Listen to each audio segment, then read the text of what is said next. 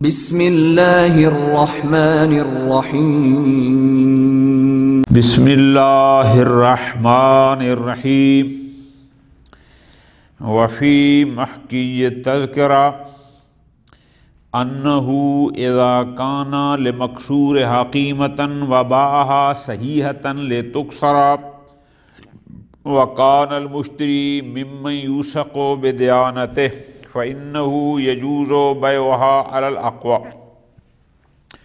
توجہ فرمانیے،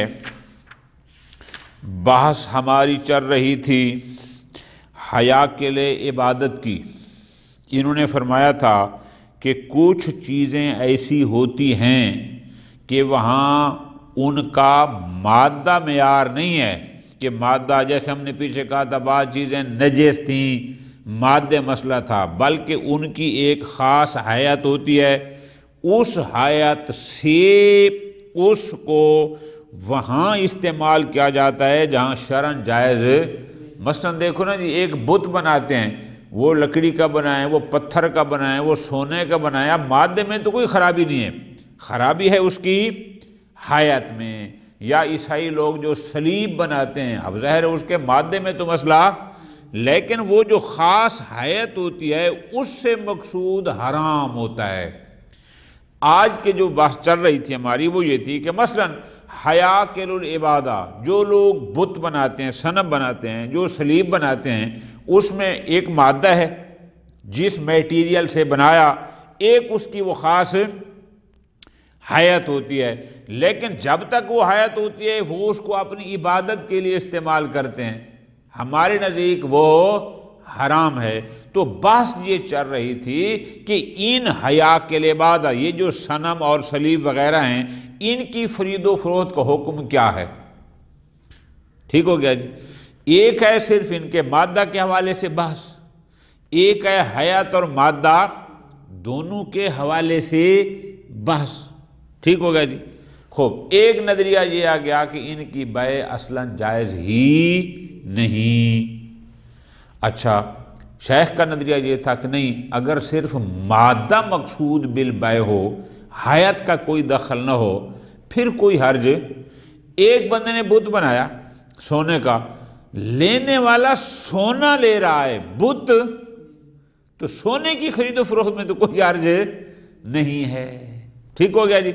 آج اسی کا آگے بات چل رہی ہے، وہ بات چلتی یہاں کی کہ علامہ نے تذکرہ میں ایک اور بات کی کہ اگر ایک ایسی شے ہے جس کو باطل لوگ عبادت میں استعمال کرتے ہیں، ہمارے نزدیک وہ حرام کرتے ہیں۔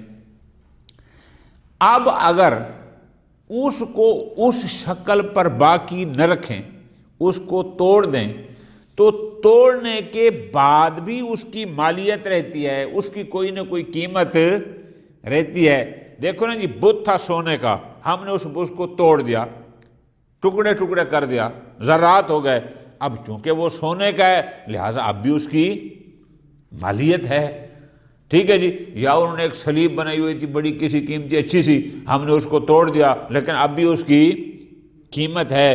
تو اب آیا ایسی چیز کو بیچنا توڑنے سے پہلے، الفاظ پہ غور کرنا ہے، ایک ہوتا ہے کہ پہلے توڑ دیتے ہیں پھر اس کو بیچ دیتے ہیں، ایک ہے کہ نہیں ہے ابھی تک اسی بت کی شکل میں ہے، صلیب کی شکل میں صحیح حالت میں بیچ رہے ہیں، لیکن یہ پتہ ہے کہ مشتری بڑا نیک آدمی ہے، یہ اس کو توڑ پھوڑ دے گا، یہ عبادت میں استعمال، آیا یہ جائز ہے یا جائز نہیں؟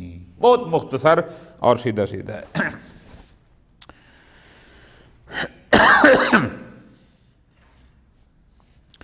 وفی محکی تذکرہ، حضرت علامہ رحمۃ اللہ علیہ کی کتاب تذکرہ سے یہ نقل کیا گیا ہے، یہ حکایت کی گئی ہے کہ علامہ تذکرہ میں یوں فرماتے ہیں، یعنی صاحب مفتاح الکرامہ نے حضرت علامہ کی تذکرہ کی عبارت کو نقل کیا۔ توجہ کرنے ہیں کیا کہ علامہ تذکرہ میں ذرا تفصیل کے قائل ہیں، وہ یوں فرماتے ہیں انہو اذا کانا لمقصور حاکم، کہ اگر ان حیاکل عبادت کی مکسور ہونے کے بعد، یعنی جب ہم ان کو توڑ دیتے ہیں، ان کو وہ شکل ان کی باقی نہ رہے بت والی یا صلیب والی، پھر بھی اس کی مارکیٹ میں قیمت ہے، لیکن وَبَاعَهَا صَحِیحَةً، لیکن یہ بیچنے والا توڑ کے نہیں بیچتا، بلکہ یہ بیچتا ہے اس کی اس حالت میں کہ جب وہ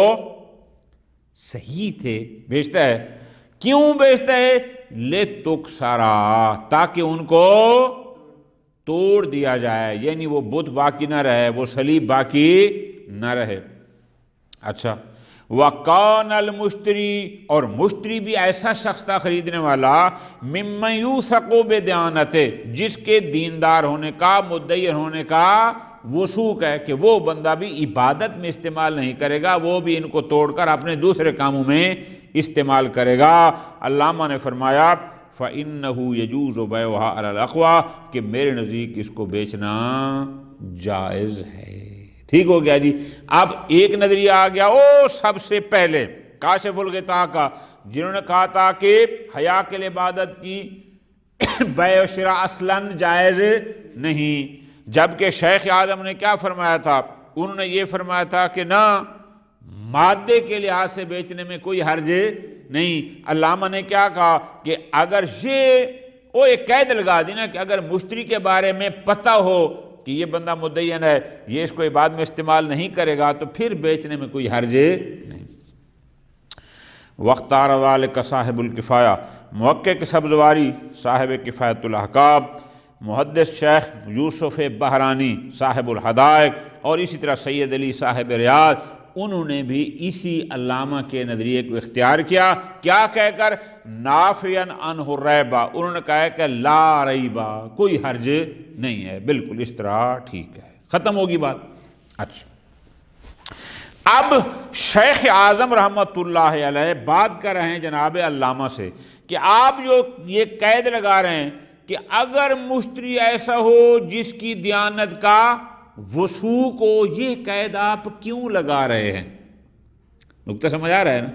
تو جواب میں کہتے ہیں شاید آپ اس لیے لگا رہے ہوں گے کہ مشتری نیک آدمی ہے، یہ اس سے غلط کام نہیں کرے گا، لہٰذا اس لیے قید لگائیے۔ کیوں؟ اس لیے کہ اگر وہ قابل وثوق نہ ہو، ممکن ہے وہ اس صلیب یا صنم کی عبادت شروع کر دے، تو یہ تو بن جائے گا تعاون علی الاثم والعدوان، یہ تو ہو جائے گا حرام۔ شاید آپ اس سے بچنے کے لیے یہ قید لگا رہے ہیں، تاکہ ہم یہ قید لگائیں کہ مشتری قابل وثوق ہو، تاکہ اس کا بیچنا تعاون علی الاثم والعدوان شمار نہ ہو۔ پھر شیخ جواب دیتے ہیں، فرماتے ہیں وَلَعَلَّ التَّقْيِيدَ فِي كَلَامِ الْعَلَّامَةِ، یہ جو حضرت علامہ نے اپنی تذکرہ میں یہ قید لگائی، کون سی؟ کہ کون المشتری ممن یوثق بِدِیانَتِهِ، یہ قید جناب علامہ نے شاید اس لیے لگائی لِأَلَّا يَدْخُلَ فِي بَابِ الْمُسَاعَدَةِ عَلَى الْمُحَرَّمِ، کیونکہ اگر مشتری قابل وثوق نہ ہوگا اور ممکن ہے وہ اس بت کی پوجا شروع کر دے، بعد شروع کر دے، یہ تو بن جائے گا تعاون علی الاثم والعدوان، اور وہ تو ہے حرام۔ اس حرام سے بچنے کے لیے علامہ نے یہ قید لگائی ہو۔ کیوں؟ فرماتے ہیں اس لیے فَإِنَّ الدَّفْعَ مَا يُقْصَدُ مِنْهُ الْمَعْصِيَّةُ غَالِبًا، چونکہ ایسی چیز کسی کو دینا کہ جس چیز سے غالب طور پر معصیت مقصود ہوتی ہے، یہ جو بت ہوتے ہیں میری جان، بت سے غالباً ان کی عبادت مقصود ہے اور وہ حرام ہے، معصیت ہے۔ اب کسی کو ایسی چیز دینا کہ جس سے غالب طور پر مقصود معصیت ہے، ما عدم وثوق کے عدم وثوق بالمدفوع الیہ، اور جس کو دے رہے ہیں اگر وہ بھی قابل وثوق، بہت لطف لینا ہے، جس کو دے رہے ہیں اس کی دیانت کا وثوق نہیں ہے، جو چیز دے رہے ہیں غالب طور پر اس سے معصیت کی جاتی ہے، فرماتے ہیں تقویۃ لوجہ من وجوہ المعاصی۔ وہ جو سب سے پہلی حدیث ہم نے پڑھی تھی اس میں کیا تھا کہ وجہ من وجوہ المعاصی میں استعمال کرنا بھی حرام اور ان کی بیع و شراء بھی حرام، تو یہ بھی تو ایک قسم کی تقویت بن جائے گی، لہذا فَيَكُونُ بَاطِلًا كَمَا فِي رِوَایَتِ تُحْفِ الْعُقُولِ، اور پہلی روایت جو تفصیل سے ہم پڑھی تھی۔ شیخ عالم جواب میں کہتے ہیں کہ جناب دو باتیں ذرا غور کر لو، اس قید کو لگانے کی ضرورت نہیں ہے۔ پہلی بات تو یہ ہے کہ ایک بحث ہے علم اصول میں کہ آیا نہیں فی المعاملات مبطل ہے یا نہیں، وہاں پر بحث آتی ہے۔ ایک ہوتا ہے ذات معاملہ سے نہیں کا تعلق، وہاں مفسد اور مبطل ہے، لیکن اگر خارج المعاملہ ہو تو وہاں وہ گناہ ہونا ہے بات ہے، لیکن معاملہ فاسد نہیں ہوتا۔ یہ بھی ذات سے تعلق، اب غور کرو، لیکن نفی ہے۔ شیخ عالم اس پر دو اشکال کرتے ہیں۔ یہ پہلا اشکال ہے، کیا؟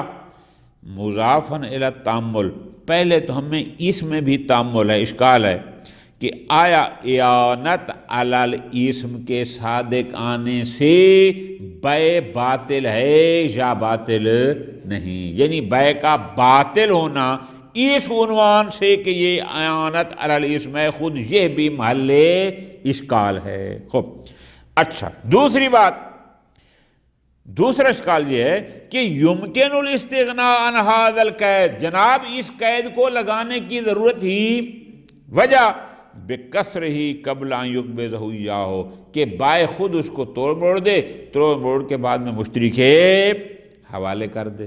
ٹھیک ہے جی، تو آپ جواب میں کہیں گے جناب مشتری نہیں توڑ سکتا، مشتری نے تو اس کو ویسا بیچا کہ جب صنم اور صلیب صحیح تھے، اب وہ تو مال ہو گیا مشتری کا، بائع اب اس کو نہیں توڑ سکتا۔ تو ہم جواب میں کہیں گے فَإِنَّ الْحَيْئَةَ غَيْرُ مُحْتَرَمَةً فِي هَذِهِ الْأُمُورِ، یہ جو حیا کے لیے عبادت ہیں، یہاں مادہ معیار ہے، حیات معیار ہی، مادہ محترم ہے، حیات محترم نہیں ہے۔ آپ نے کتاب الغصب میں کیا کہا ہے کہ اگر کوئی کسی کا صنم چوری کر لے یا سلیب چوری غصب کر لے تو وہاں کیا کہتے ہیں؟ وہ مادے کا ضامن ہے، حیات کا ضامن، جو اس کی حیات تو غیر شرعی تھی، اس کا تو کوئی احترام ہی نہیں تھا، لہذا یہ قید لگانے کی ضرورت نہیں ہے، بلکہ اس کو چاہیے کہ خود توڑ کر مشتری کے حوالے کرے۔ آگے فرماتے ہیں بل قد یقال بوجوب اتلافها فوراً، بلکہ ہو سکتا ہے بسا اوقات اس کا، چونکہ یہ صنم یا صلیب یہ ایسے ہیں کہ جو مادہ فساد ہیں، باطل کے لیے ہیں، معصیت کے لیے ہیں، ممکن ہے کہ ان کا تلف کرنا فوری واجب ہو۔ بات سمجھے گا نہیں؟ ولا یبعد ان یثبت، کیوں؟ لوجوب حسم مادۃ الفساد، مادہ فساد کو ختم کرنا، جو ہی پیغمبر اکرم کو ظاہری فتح نصیب ہوئی مکہ پر تو پہلے انہوں نے ان کے بتوں کو جا کر توڑا، چونکہ وہ مادہ فساد تھے۔ ٹھیک ہو گیا جی، ختم ہوگی بات۔ وفی جامع المقاصد، محقق ثانی، محقق کرکی رحمت اللہ علیہ جامع المقاصد میں ان حیا کے لیے عبادت کے بارے میں یوں بیان فرماتے ہیں، توجہ کرنا ہے، کیا فرماتے ہیں؟ بعد حکمہ بالمنع عن بیع هذه الاشیاء، وہ فرماتے ہیں حیا کے لیے عبادت کی بیع جائز نہیں۔ وَإِنْ أَمْكَنَ الْانْتِفَاعُ عَلَى حَالِهَا فِي غَيْرِ مُحَرَّمٍ، چاہے ان کو اسی حال پر باقی رکھتے ہوئے ہم کوئی غیر محرم منفعت کا انتفاع بھی کیوں؟ دیکھو نا جی، ساری باتیں آپ پڑھ چکے ہیں، بعض چیزیں ہوتی ہیں ان میں ایک ہوتی ہے منفعت مقصودہ، ایک ہوتی ہے منفعت نادرہ۔ اب صنم یا صلیب کی جو منفعت مقصودہ ہے وہ تو ہے ان کی عبادت کرنا، اب وہ فرماتے ہیں ان کی بیع جائز نہیں ہے، چاہے ان سے ان کو توڑے بغیر بھی، اگر ان سے کوئی ایسی منفعت لی جا سکتی ہو جو حرام نہ ہو لیکن وہ ہو غیر مقصودہ، یعنی منفعت نادرہ ہو، فرماتے ہیں وہ معیار نہیں ہے، جائز نہیں ہے۔ پھر آگے فرماتے ہیں، یہ بات کرنے کے بعد فرماتے ہیں توجہ، وہ کیا ہے؟ وہ ہے ولا اسرا لکون رزازها زادها الباقی بعد کسرها مما ينتفع به فی المحلل ويعد مالا. اگر کوئی کہے کہ جناب جب ہم اس کو توڑ دیں، اس بت کو توڑ دیں، اس صلیب کو توڑ دیں، اب اس کے جو ٹکڑے ٹکڑے ہو جائیں گے یا بورا جو بھی اس کے ذرات ہوں گے وہ ایسے ہیں کہ جن سے حلال کا انتفاع کیا جا سکتا ہے، اور وہ باقاعدہ سونے کا بت تھا، ہم نے اس بت کو توڑ مروڑ دیا، ذرا ذرا ٹکڑے ٹکڑے کر دیا، اب بھی چونکہ وہ سونے کا تھا اب ہم ان کو حلال میں بھی استعمال کر سکتے ہیں، اس کی مالیت ہے. آگے فرماتے ہیں تو لہٰذا وہ فرماتے ہیں بے شک ہو لا اسرا، یہ ان کی جواز بیع میں مؤثر نہیں ہے. کیوں نہیں ہے؟ یہ لأن لا اسرا کی علت بیان کی ہے. کیوں مؤثر نہیں ہے؟ فرماتے ہیں اس لیے لأن بدل المال فی مقابلها، چونکہ جب آپ ان کو لیتے ہیں اور مقابل میں کوئی مال خرچ کرتے ہیں، ہیا علی حیاتها، جبکہ یہ اسی اپنی صنم یا صلیب کی حالت میں باقی ہوں، تو یہ بذل لہ فی المحرم، گویا آپ حرام کے مقابل میں بال دے رہے ہیں. الذی لا یعد مالا عند شارع، جبکہ شارع حیات کو مال شمار نہیں کرتا، اور آپ اگر دیں گے تو یہ درست نہ ہوگا. آگے فرماتے ہیں ہاں لو باع رزازها الباقی بعد کسرها، لیکن اگر وہ اس حیات کی کو نہیں بیچتا، توجہ کرنا ہے حیات کو، بلکہ کیا جب اس کو توڑا جائے گا تو توڑنے کے بعد اس کا جو وزن ہوگا، جو اصل سونا ہوگا، جو اس کے ٹکڑے ہوں گے، اگر وہ اس کو بیچتا ہے قبل ان یکسرھا، توڑنے سے پہلے، ایک ہوتا ہے نا توڑ کے دینا، نہیں توڑنے سے پہلے اصل حیات کو نہیں بلکہ صرف مادہ کو بیچتا ہے. وقون المشتری موثوقا بہ، جبکہ اس کو یہ بھی اعتماد ہے کہ مشتری موثوق بہ دیانہ ہے، وہ توڑ دے گا. امکن القول بصحت البیع، فرماتے ہیں پھر البتہ ممکن ہے کہ ہم کہیں کہ ان کی بیع صحیح ہو. ومثلہ باقی الامور المحرمہ کاوانی نقدین وصنم الی آخر ہی. اب غور کرنا ہے، اب یہاں بات ختم ہو گئی. حیا کے لیے عبادت کو مادہ اور حیا دونوں کو مقصود بنا کر بیچنا جائز نہیں ہے، صرف حیات کی بنیاد پر بیچنا جائز نہیں ہے، صرف مادہ کو معیار بنا کر بیچنا جائز ہے شیخ کے نزدیک. البتہ کاشف الغطاء کے نزدیک مطلقاً جائز نہیں ہے، اور علامہ کہتے ہیں اگر مشتری قابل وثوق ہو تو پھر جائز ہے. ختم. وَمِنْہا کیا؟ یعنی وہ چیزیں کہ جن کا اس خاص شکل میں ہونے سے مقصود حرام ہوتا ہے، حلال نہیں ہوتا، انہی میں سے ہے آلات القمار، جوئے کے آلات، بے انواعی، وہ جس قسم کے ہوں، ہم اس سے غرض توجہ رکھنے آگا ہر وہ آلہ جو جوا کے لیے ہی بنایا گیا ہے، کہ جس کا مقصود جوئے میں استعمال کرنا ہے، اس کی منفعت مقصودہ کیا ہے کہ اس سے جوا کھیلا جائے. اب یہ جو آلات ہیں فرماتے ہیں ان کی بیع و شراء بھی حرام ہے بلا خلاف ظاہراً، اس میں کوئی اشکال اور کوئی اختلاف بھی نہیں ہے. وَيَدُلُّ عَلَيْهِ جَمِيعُ مَا تَقَدَّمَ، وہ تمام ادلہ جنہوں نے حیا کے لیے عبادت کی بیع و شراء کو حرام قرار دیا وہ اس کو بھی دیتے ہیں. فرماتے ہیں وَيَقْوَى هُنَا أَيْضًا جَوَازُ بَيْعِ الْمَادَّةِ قبل تغییر الحیا، البتہ وہاں ہوگا کہ اگر ہے آلہ قمار، بات سمجھ آ رہی ہے نا، لیکن اس کو اس کے آلہ ہونے کی بنیاد پر نہ بلکہ اس کے مادہ کو مقصود بنا کر بھیجا رہا ہے کہ ایک چیز آلہ ہے، مثلا وہ کوئی سٹیل کا یا بڑے اچھے لوہے کا بنا ہوا ہے، یہ اس کے آلیت کو معیار نہیں بنا رہا بلکہ اس کے مادہ کو بنا رہا ہے. تو فرماتے ہیں ہمارے نزدیک یہ ہے جائز ہے، چاہے ابھی اس کی وہ حیات ختم نہ بھی ہوئی ہو تو بھی جائز ہے، چونکہ ہم جب حیا کے لیے عبادت میں قائل ہو گئے تو اس کے بھی قائل ہیں۔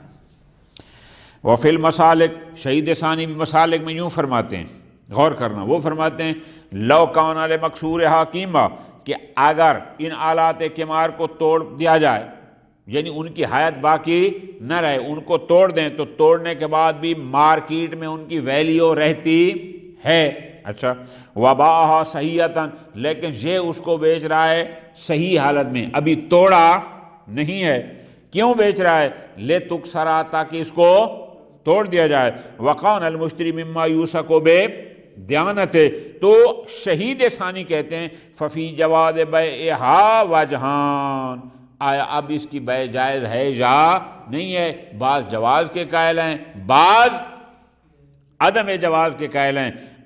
آگے فرماتے ہیں کہ وقوّا فی تذکرہ، جبکہ علامہ نے کیا کہا ہے تذکرہ میں کہ اقوی یہ ہے کہ الجواز، اس کو بیچنا جائز ہے، مع زوال صفہ، جب ان پر وہ صفت باقی نہ رہے۔ آگے بتاتے ہیں کہ زوال صفت سے مراد کیا ہے۔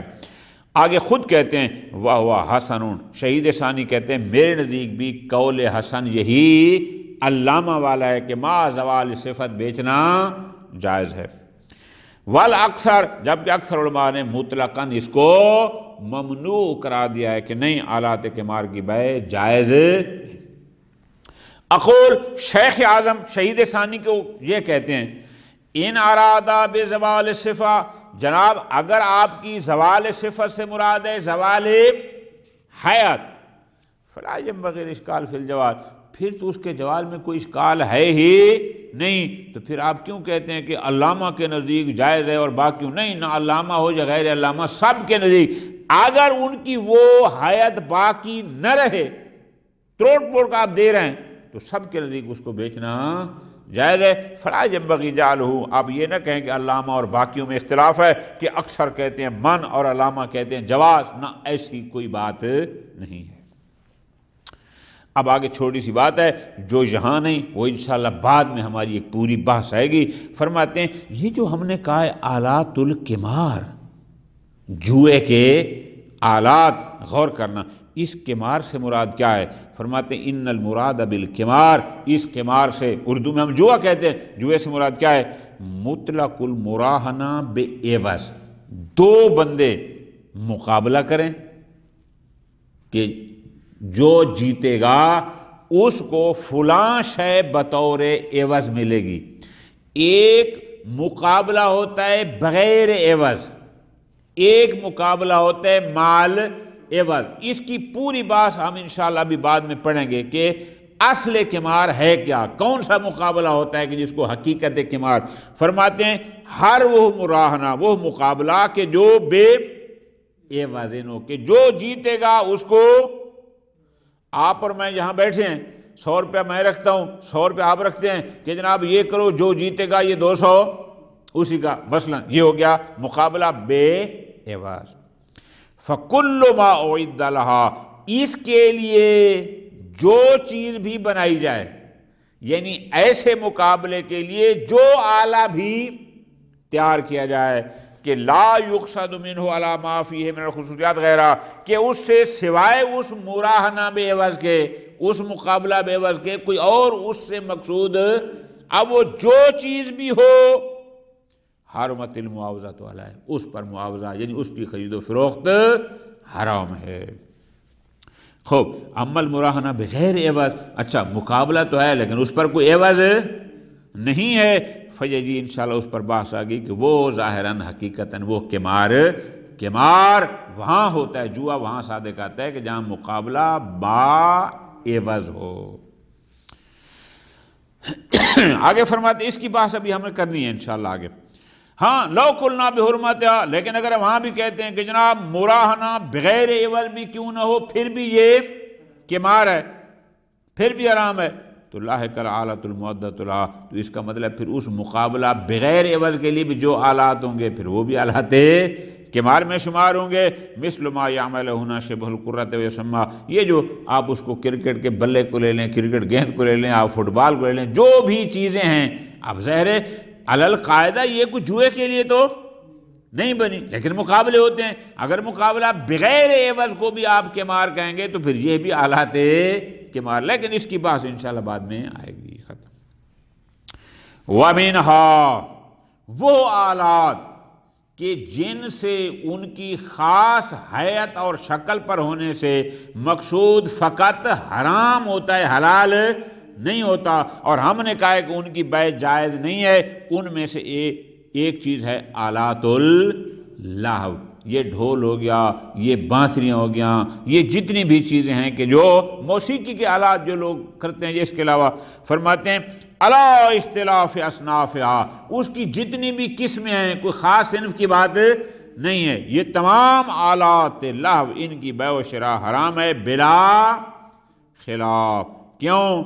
اس لیے لجمیع ما تقدم فی المسألۃ سابقہ، یعنی جو دلیلیں وہ حیا کے لیے عبادت کی حرمت پر دلالت کرتی ہیں، جو آلات قمار پر، وہی دلیلیں آلات اللہو کی حرمت پر بھی، بیع کی حرمت پر بھی دلالت کرتی ہیں۔ اب باقی رہ گئی بات، ایک ہے آلہ لہو اور ایک ہے مادہ کہ جس سے وہ بنایا گیا ہے۔ اب مادے کی بیع میں وہی جو ہمارا نظریہ وہاں تھا، وہاں پر بھی یہی ہے کہ اگر اس کو مادہ من حیث المادہ بیچا جائے تو پھر کوئی حرج نہیں ہے۔ خوب، اب فرماتے ہیں ان المراد بآلات اللہو، جناب آلات لہو سے مراد کیا ہے؟ جواب ما اعد لہ، کہ ایک ایسی چیز ہے جس کو بنایا ہی لہو کے لیے گیا ہے۔ ہر وہ شے جو لہو کے لیے بنائی گئی ہو وہ آلات لہو میں شمار ہوتی ہے۔ خوب، فرماتے ہیں توقف علی تعیین معنی، تو ہمیں پہلے یہ دیکھنا ہوگا لہو کہتے کسے ہیں، نقطہ سمجھ آیا نا؟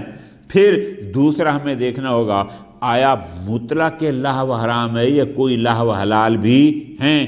انشاءاللہ اس کی بحث بھی آگے ہم نے کرنی ہے، بہت سارے افعال محرمہ میں، اس میں اس کو تفصیل سے بیان کریں گے۔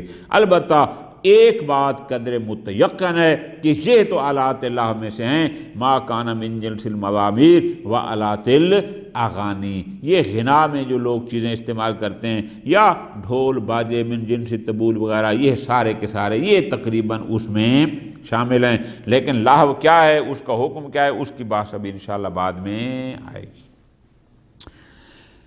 وَمِنْهَا، اسی طرح فرماتے ہیں وہ چیزیں کہ جو اپنی خاص شکل میں فقط معصیت کے لیے استعمال ہوں، وہ کیا ہیں؟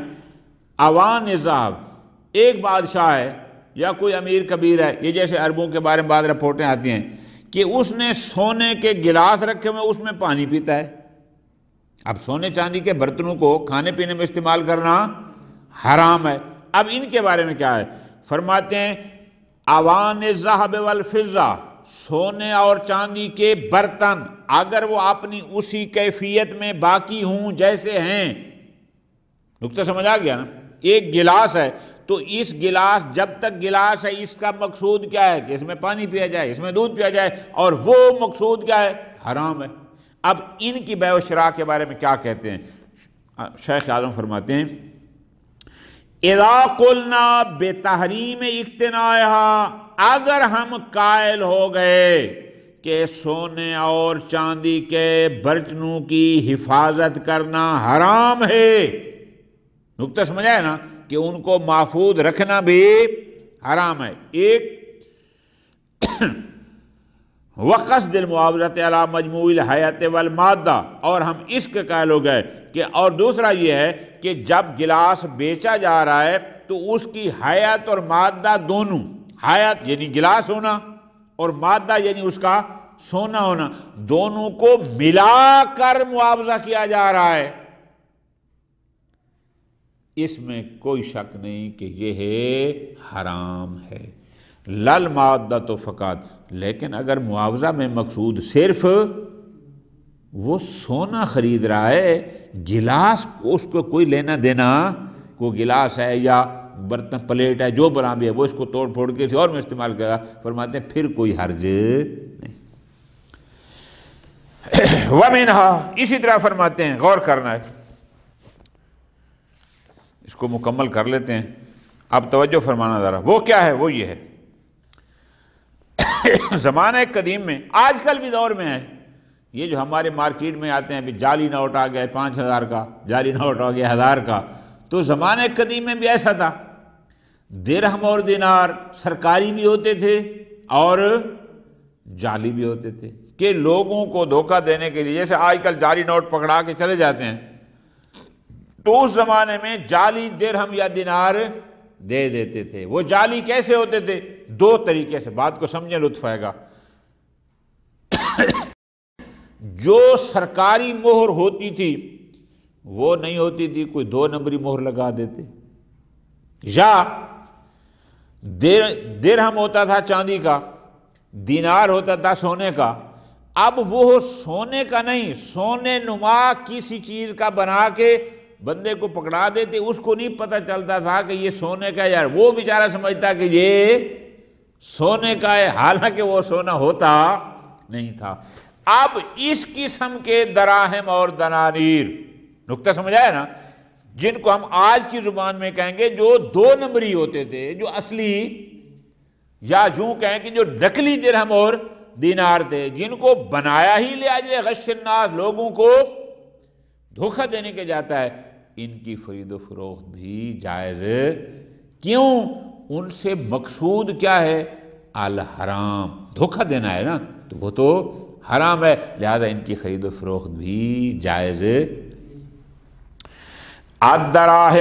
الدراہم الخارجۃ المعمولہ لعجل غش الناس، یعنی وہ دراہم جو بنائے جاتے ہیں لوگوں کو دھوکہ دینے کے لیے. آپ مرادی ترجمہ کر لیں کہ 2 نمبر قسم کے درہم، 2 نمبر قسم کے دینار بنانا تاکہ اگلے بندے کو دھوکہ دو. ان کی خرید و فروخت جائز.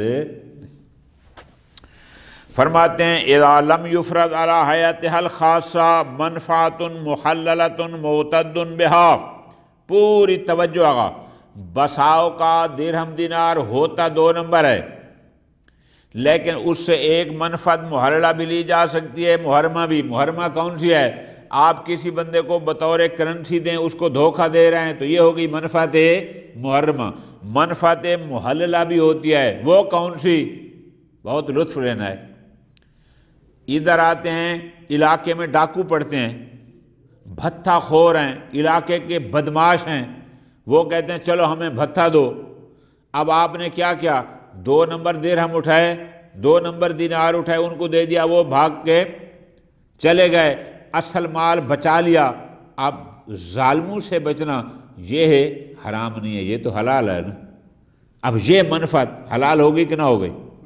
حلال ہو گئی. اب وہ یہ کہتے ہیں اگر ایک درہم ہے جو 2 نمبری ہے، حقیقی نہیں ہے، اگر اس سے کوئی منفعت محللہ قابل اعتنا نہیں لی جا سکتے، پھر اس کی خرید و فروخت حرام ہے. لیکن اگر ہے تو درہم 2 نمبر، 1 نمبر خالص نہیں ہے، لیکن اس سے ایسی منفعت لے سکتے ہیں کہ جو حلال ہو، معتدبہ ہو. کیسے؟ التزین. اس نے ایک 2 نمبر دینار ہیں اور ایک عورت نے گلے میں ہار ڈالا ہوا ہے خوبصورت بننے کے لیے، جیسے آج کل آرٹیفیشل بازار میں ملتے ہیں، دور سے کہتے سونا ہے حالانکہ سونا ہوتا. اوید دفع الی ظالم، یا وہ 2 نمبر دیناروں کو کیوں لیتا ہے؟ اس لیے تاکہ وہ دے کس کو؟ ظالم کو، جابر کو. الذی یرید مقدارا من المال، دکان پر آ جاتے ہیں گن پوائنٹ پر، چلو بھتہ نکالو، یہ 2 نمبر درہم نکال کے ان کو، مثال کے طور پر کل عشار بناوی. نکتہ سمجھ آ گیا نا؟ بناء علی جواز ذالک، اگر ہم اس بات کے قائل ہو جائیں کہ ایسا کرنا جائز ہے کہ ظالم سے اپنے صحیح مال کو بچانے کے لیے 2 نمبری مال پکڑا دینے میں کوئی حرج نہیں ہے، اس کے قائل ہو جائیں.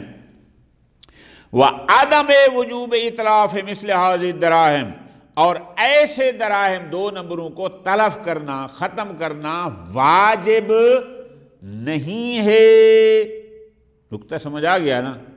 تو پھر جائز ہے. اطلاف کی معنی سمجھ آ گیا کہ اگر ہم کہتے ہیں کہ ایسے دراہم کو تلف کرنا واجب نہیں، ظالم کو دینا یا صحیح کرنا جائز ہے، پھر ٹھیک۔ وَلَوْ بِكَسْرِهَا، چونکہ بسا اوقات اتلاف واجب ہوتا ہے، کیوں کہ نہیں جناب ان کو توڑ دو۔ ایک اتلاف یہ ہوتا ہے، ذرا لطف لینا، آپ نے درہم کو سمندر بر کر دیا، وجود ہی ختم ہو گیا۔ ایک ہے کہ نہیں، اتلاف سے مراد ہے آپ نے اس کو توڑ دیا، جیسا تھا اس کو توڑ دیا، جیسے ہم نوٹ کو پھاڑ دیں، درہم کو توڑ دیں۔ یہ واجب نہ ہو، من باب دفع مادۃ الفساد، چونکہ ظاہر ہے 2 نمبر کرنسی، 2 نمبر درہم، 2 نمبر دینار یا 2 نمبر روپیہ، یہ مادہ فساد تو ہیں، ٹھیک ہے جی۔ اگر ہم کہیں کہ ان کا اتلاف واجب نہیں ہے تو جائز ہے، لیکن اگر ہم کہتے ہیں کہ مادہ فساد کا تلف کرنا واجب ہے، ایسے دراہم و دنانیر کو باقی رکھنا جائز نہیں ہے، تو پھر یہ والی منفعت بھی اس سے نہیں لے سکتے۔ کیوں؟ کما یدل علیہ، چونکہ ہمارے پاس کچھ روایات موجود ہیں، ان روایات میں یہ لگتا ہے کہ 2 نمبر درہم کو باقی رکھنا جائز ہی نہیں۔ کیسے؟ روایت جعفی میں امام علیہ السلام نے ایک درہم کی طرف اشارہ کیا تھا کہ وہ درہم 2 نمبر تھا، امام نے فرمایا تھا اکسر ھذا، اس کو توڑ دو، لا یحل بیعہ، نہ اس کی بیع جائز ہے اور نہ اس کو کہیں استعمال کرنا جائز ہے۔ اس طرح ایک اور روایت تھی موسیٰ بن بقیر کی، کیا کہ قطعہ نصفین، کہ اس کو 2 حصوں میں ٹکڑے کر دیا، ثم قال، اور پھر فرمایا القہ فی البالوہ، اس کو کچرے میں پھینک دو، حتی لا یباع شیء فیہ، تاکہ اس کو اس کو بیچا نہ جائے، چونکہ اس میں دھوکہ ہے۔ خوب، یہ خیر اللہ بات۔ اب نتیجہ کیا ہوگا؟ 2 نمبر دراہم اور دنانیر کی خرید و فروخت حرام ہے اگر اس سے کوئی منفعت محلہ نہ لی جا سکتی ہو تو۔ ٹھیک ہو گیا جی۔ تمام الکلام، البتہ اس کی پوری بحث انشاءاللہ بیعوش باب صرف میں، کہ جہاں باب صرف آئے گا دراہم و دینار کی خرید و فروخت، وہاں پر یہ ساری بحثیں ہوں گی علیحدہ ہے۔ اب فرماتے ہیں آگے ایک اور مسئلہ، اور اس کو یہاں اس بحث کو مکمل کریں ایک قسم ثانی سے پہلے۔ وہ فرماتے ہیں، ذرا غور کرو، لو وقعت المعاوضۃ علیہا جہلا، ایک بندے نے کوئی چیز خرید لی، جا دے دی، اور جو درہم یا دینار خریدا گیا یا دیا گیا وہ 2 نمبر تھا، یعنی ان دراہم و دنانیر جو 2 نمبر تھے ان پر معاملہ واقع ہو گیا جہلاً، یعنی اس وقت علم نہیں تھا۔ فتبین الحال لمن سارا الیہ، جس کے پاس وہ 2 نمبر درہم گئے، بعد میں پتہ چلا کہ یہ درہم یا دینار تو اصلی نہیں ہیں، اس کا اب حکم کیا ہے؟ وہ تو لے کے چلا گیا۔ اب فرماتے ہیں 2 صورتیں ہیں۔ نمبر 1، فَإِنْ وَاقَعَ عُنْوَانُ الْمُعَاوضَةِ عَلَى الدِّرْہَمِ، اگر تو ان کے درمیان معاملہ ہوا تھا عنوان درہم پر۔ اب ذرا اس کو سمجھ لیں، لطف آئے گا۔ ایک دفعہ وہ یہ کہتا ہے، ذرا غور کرنا، میں یہ درہم بیچتا ہوں اتنے میں، یعنی مبی کو درہم قرار دیا گیا، اور ایک دو کہتا ہے یہ لینی ہے کرنسی، یہ میرے پاس ہے، وہ درہم کا ذکر نہیں کرتا۔ یہ سے مراد کیا ہے؟ جو کچھ یہ مال ہے یہ میں نے بیچنا ہے، وہ نہیں کہتا کہ یہ درہم ہے۔ ایک دفعہ مبی میں عنوان باقاعدہ درہم قرار پاتا ہے، ایک دفعہ درہم نہیں، وہ کہتے ہیں جو میرے پاس ہے یہ تو نے لینا ہے۔ شیخ اعظم اس کے فرق کو بیان فرما رہے ہیں، فرماتے ہیں فَإِنْ وَاقَعَ عُنْوَانُ الْمُعَاوضَةِ، اگر ان کا بیع اور اشتری تو اگر ان کا معاوضہ وہ ہوا تھا عنوان درہم پر کہ یہ درہم بیچتا ہوں، المنصرف اطلاق غیر المشکوک بسکۃ افسان، درہم کا مطلب کیا ہوتا ہے؟ یعنی وہی درہم جو سرکاری طور پر رائج ہو، اس نے کہا تھا درہم اور وہ والا نہیں تھا، باطل البیع، تو بیع باطل، وہ بائع کے پاس جا کر اس کو واپس کرے گا، اپنی سامان لے آئے گا۔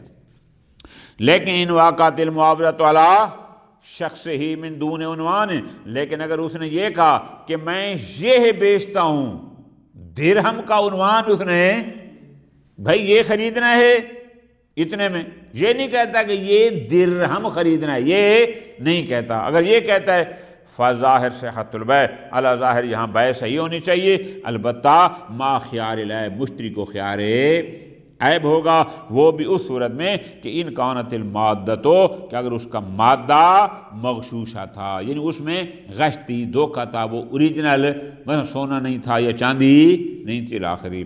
وَإِنْ كَانَ مجرد تفاوت سکہ، لیکن اگر یہ ہے کہ تھا تو سونا یا چاندی لیکن جو اوپر مہر لگی ہوئی تھی وہ فرق تھا، جو رائج مہر تھی وہ نہیں تھی، کوئی اور تھے، فرماتے ہیں فَهُوَ خِيَارُ تدلیس، پھر اس کو خیار تدلیس ہوگا۔ لیکن آگے فرماتے ہیں فتعمل کا مطلب یہ ہے کہ بھئی تدلیس تو تب ہوتی کہ اگر بائع نے عمدن دیا ہوتا، آپ نے خود کہا ہے کہ جہلاً معاملہ ہوا ہے، تو جہاں جہل ہوتا ہے وہاں تدلیس صادق نہیں آتا۔ خوب، اچھا آخری بات اب یہ ہے، جناب ہمارا ایک سوال ہے، اس کا جواب دے دیں۔ شیخ عالم جواب دیتے ہیں، جناب اگر کوئی بندہ 2 بوتلیں بیچے، ایک میں ہو شراب اور ایک میں ہو سرکہ، تو آپ کہتے ہیں کہ سرکے کی نسبت بیع صحیح ہے، شراب کی نسبت بیع باطل ہے۔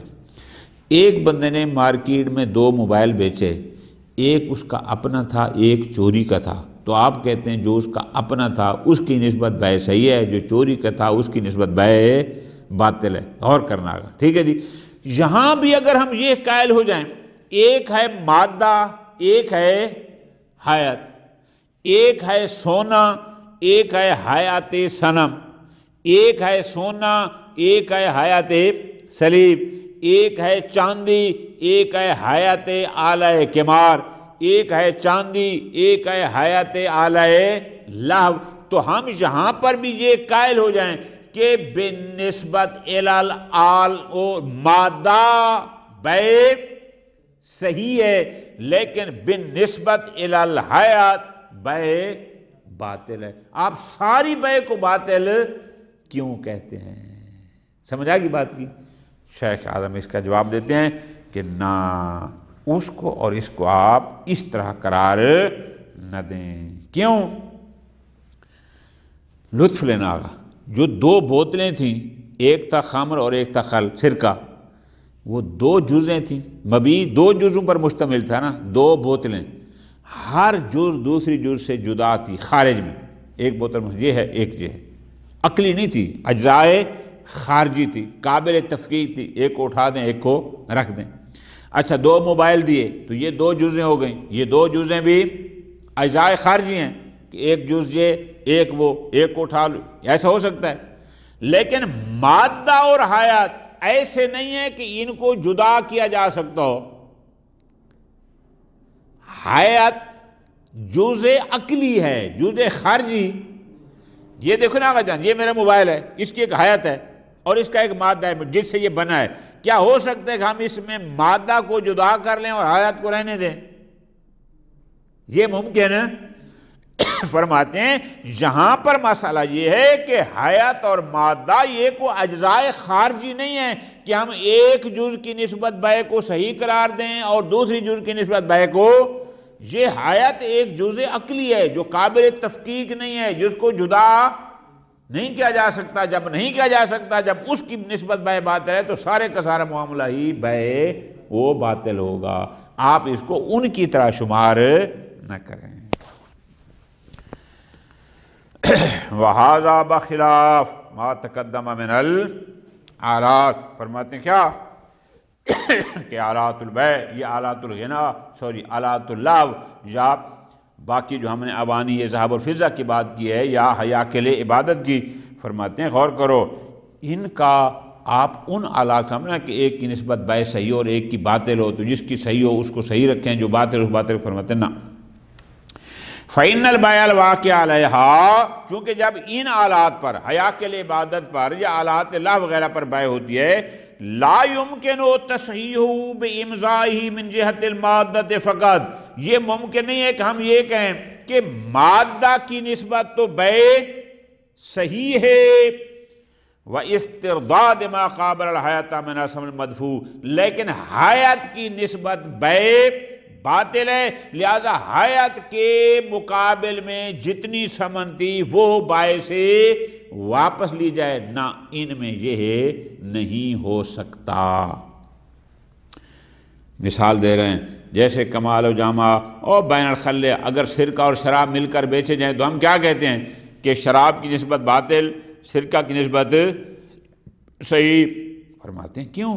لأن كل جزء من الخل والخمر، چونکہ سرکہ یا شراب وہ مال ہیں، سرکہ مستقل مال ہے، خمر مستقل علیحدہ مال ہے، دو اجزائے خارجی ہیں۔ لا بد ان یقابل فی المعاوضۃ بجزء من المال، جب دو بوتلیں دے رہے ہیں تو اب ضروری ہے کہ کچھ ثمن اس بوتل کے مقابل میں ہو، کچھ ثمن اس بوتل کے مقابل میں ہو۔ پس ففساد المعاملۃ باعتبارہ یوجب فساد مقابل ہی من المال لا غیر، تو جس کے مقابل میں معاملہ باطل ہوگا وہ اسی حد تک ہوگا جس کے مقابلے میں مال دینا صحیح ہے وہاں باطل۔ اب چونکہ خمر کے مقابل مال دینا صحیح نہیں ہے اس کی نسبت معاملہ باطل، سرکے کے مقابل میں مال دینا صحیح ہے لہذا اس کی نسبت باطل نہیں ہوگا۔ ٹھیک، لیکن جو ہمارا محل بحث ہے بخلاف المادۃ والحیا، یہ جو ہے مادہ صنم اور حیات صنم، مادہ سلیب اور حیات، یہاں ایسا نہیں ہے، حیات اور مادہ دو اجزائے خارجی نہیں ہیں۔ فإن الحیات من کبیر القید المادۃ جزء، یہ حیات مادہ کی جزء عقلی ہے لا خارجی، ایسا نہیں ہے کہ یہ ایک علیحدہ ہو اور ہم کہیں کہ جناب 5000 میں سے 3000 مادہ کے مقابل ہے اور 2000 حیات کے مقابل ہے، ایسا نہیں ہوتا۔